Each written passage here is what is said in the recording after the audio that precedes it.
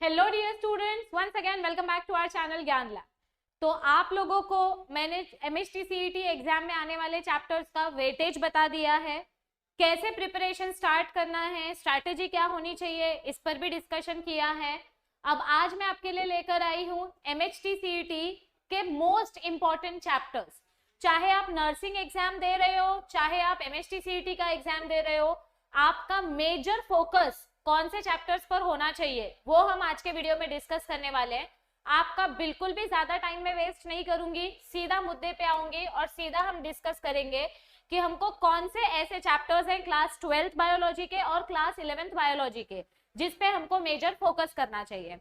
अब देखो, nursing exam और सीईटी एग्जाम का सिलेबस अलग अलग है। नर्सिंग एग्जाम में सिर्फ 12th स्टैंडर्ड का बायो सिलेबस आता है और सीईटी एग्जाम में जो एमएचटी सीईटी एग्जाम है फार्मेसी वालों के लिए, उनको 12th का भी बायो का सिलेबस आता है, प्लस उनको 11th के भी 4 एक्स्ट्रा चैप्टर्स करने पड़ते हैं। तो मैं दोनों के पॉइंट ऑफ व्यू से बता रही हूँ कि आपको 12th में कौन से चैप्टर्स पर फोकस करना है, जिसकी वजह से आपकी सीईटी की भी प्रिपरेशन हो जाएगी और नर्सिंग की भी प्रिपरेशन हो जाएगी। और फिर 11th के कौन से इंपॉर्टेंट चैप्टर्स आपको करने हैं जिससे आपकी सीईटी की प्रिपरेशन अच्छे से हो जाए, क्योंकि नर्सिंग एग्जाम में 11th के चैप्टर्स नहीं आते हैं, सिर्फ सीईटी एग्जाम में 11th के चैप्टर्स आते हैं। तो ये देखो, ये अपने 12th के कुछ 11 चैप्टर्स हैं जिनमें से मैंने कुछ चैप्टर्स को हाईलाइट किया हुआ है। आप जल्दी से इसका स्क्रीनशॉट ले लो। यहाँ पर मैंने आपको directly without wasting any time मैंने डायरेक्ट बताया हुआ है कि आपको कौन से चैप्टर्स पे मेजर फोकस करना चाहिए। ऑब्वियस सी बात है, जिस चैप्टर का वेटेज हैवी है उस चैप्टर में आपको मैक्सिमम एमसीक्यूज प्रैक्टिस करने हैं। चैप्टर नंबर 1 का वेटेज बहुत ज्यादा है from board point of view, from CET point of view. Chapter number 2, chapter number 3, उसके बाद के चैप्टर्स का वेटेज थोड़ा कम है, लेकिन चैप्टर नंबर 8, चैप्टर नंबर 9 का वेटेज ज्यादा है और चैप्टर नंबर 11 का वेटेज ज्यादा है। अब इनमें से आपको मैक्सिमम कौन से एमसीक्यू सॉल्व करने चाहिए? आपको मैक्स टू मैक्स पीवाईक्यूज के ऊपर फोकस करना चाहिए जब आप इन चैप्टर्स को प्रैक्टिस करोगे। तो बेसिकली आपको करना कैसे है, जब आप ये चैप्टर्स प्रिपेयर करोगे तो आपको इन चैप्टर्स का वन शॉट वीडियो देखना है। आप इसका वन शॉट लेक्चर्स देख सकते हो। वन शॉट वीडियोस देखने के बाद आपको इसका टेक्स्ट बुक रीडिंग करना है और टेक्स्ट बुक रीडिंग करते टाइम आपको टॉपिक वाइज इसके एमसीक्यू सॉल्व करने हैं। जितना ज्यादा आप एमसीक्यू सॉल्व करोगे आपके लिए इस समय सबसे ज्यादा, बोलते हैं ना ब्रह्मांड रूल क्या होगा या सबसे सिंपल बेसिक गुरु मंत्र क्या होगा, कि आप सबसे ज्यादा मॉक टेस्ट अटेम्प्ट करो। आप जितने ज्यादा मॉक टेस्ट अटेम्प्ट करोगे आपके सीईटी में अच्छे मार्क्स आने की प्रोबेबिलिटी उतनी ज्यादा बढ़ती जाएगी।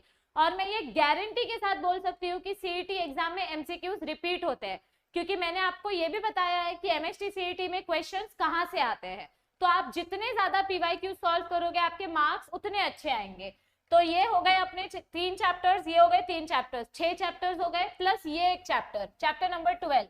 This is also very very important chapter from CET, from NEET, from nursing point of view. इस चैप्टर को भी आपको सेम रिपीट करना है। वन शॉट वीडियो देखो, टेक्स्ट बुक रीडिंग करो और एमसीक्यू सॉल्व करो, तो आपके बहुत अच्छे मार्क्स आएंगे 12th स्टैंडर्ड के सिलेबस के पॉइंट ऑफ व्यू से। तो ये 7 चैप्टर्स मैंने 12th का सिलेबस का बताया। ये 7 चैप्टर्स नर्सिंग वाले बच्चे भी कर सकते हैं, एमएचटी सीईटी वाले बच्चे भी कर सकते हैं।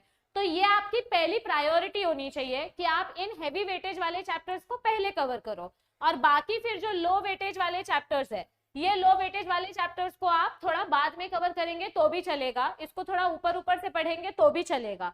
लेकिन ये जो 7 चैप्टर्स मैंने आपको बताए हैं ये आपको बहुत ही थॉरली, बहुत ही डिटेल में प्रैक्टिस करने हैं, तो ही आपके एमएचटी सीईटी में मार्क्स अच्छे आएंगे।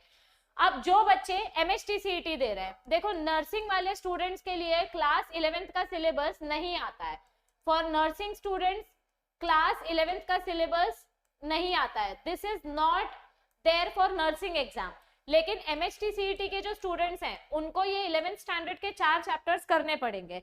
अब इन 4 चैप्टर में से भी कौन से 2 चैप्टर्स ऐसे हैं जिसपे हम ज्यादा फोकस करें? एक रेस्पिरेशन वाला चैप्टर यानी चैप्टर नंबर 13 और एक एक्सक्रीशन वाला चैप्टर। ये 2 चैप्टर पिछले 3 सालों से बहुत ज्यादा फोकस किया जा रहा है, बहुत ज्यादा एमसीक्यूज इन 2 चैप्टर्स में से देखे जा रहे हैं आते हुए। तो आप अगर ये 2 चैप्टर्स कर लेते हो तो आपका 11th स्टैंडर्ड का भी मैक्सिमम टॉपिक कवर हो जाएगा। तो आपको 12th स्टैंडर्ड के 7 चैप्टर्स करने हैं। कौन से chapters? Chapter number 1 to 3, chapter number 8, 9, 11। तो 12th के सिलेबस में से आपको chapter number 1, 2, 3, chapter number 8, 9, 11 and chapter number 12, ये 7 चैप्टर्स आपको 12th के सिलेबस से करने हैं for nursing and for CET students.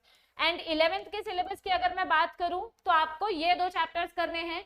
यकीन मानो अगर आपने इतने 9 चैप्टर्स कर लिए तो आपके सीईटी में 100 में से 75 मार्क्स कंफर्म्ड है।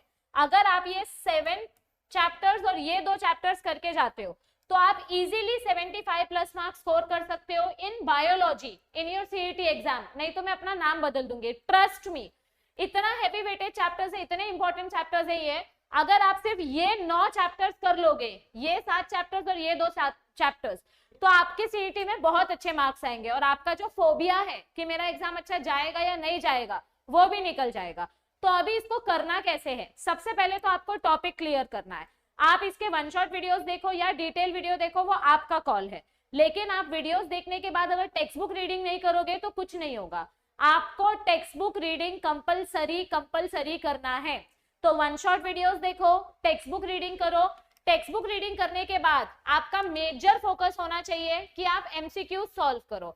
अब मैंने एकदम ईयर के स्टार्टिंग में मैंने आपको बताया था कि एमसीक्यूज के लिए आपको कौन सी बुक्स रेफर करनी है। अगर आप चाहते हो कि मैं आपको फिर से एक बार शॉर्ट में वापस से बता दूं कि कौन सी बुक्स एमएसटी सीईटी के एमसीक्यू के लिए बेस्ट होगी, तो मुझे नीचे कमेंट करके बताओ। तो मैं नेक्स्ट वीडियो उसी टॉपिक के ऊपर लेकर आऊंगी कि आप एमएसटी सीईटी के लिए कौन सी बुक्स रेफर कर सकते हो।